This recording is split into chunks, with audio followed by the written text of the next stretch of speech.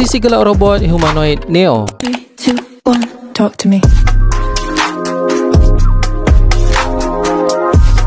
Robot Neo ni nampak macam robot impian ramai. Dia bukan robot besi yang kaku, tapi robot berbadan lembut yang direka khas untuk tolong kita buat kerja rumah dengan selamat. Robot ni memang hebat. Walaupun berat dia cuma 30kg, dia boleh angkat barang seberat 70kg. Lebih 2 kali ganda berat badan sendiri. Tapi harga untuk unit terawal ni bukan murah. Korang kena bayar $20,000 atau lebih kurang RM90,000. Tapi ada satu rahsia besar di sebalik harga mahal tu. Robot ni sebenarnya tak pandai buat semua benda sendiri. Bila dia tak tahu nak buat kerja, ada manusia sebenar yang akan ambil alih dan kawal badan robot ni dari jauh guna VR. Masalahnya, bila orang lain yang kawal, maksudnya orang asing tu boleh nampak apa yang berlaku dalam rumah korang melalui kamera robot tu. CEO dia sendiri mengaku kalau korang nak guna robot ni, korang kena setuju bagi mereka tengok rumah korang supaya robot ni boleh belajar. Dah lah korang kena bayar mahal-mahal, tapi privasi keluarga tergadai sebab ada mata-mata yang memerhati di ruang tamu. Korang sanggup tak gadai privasi demi robot canggih macam ni? Cuba komen.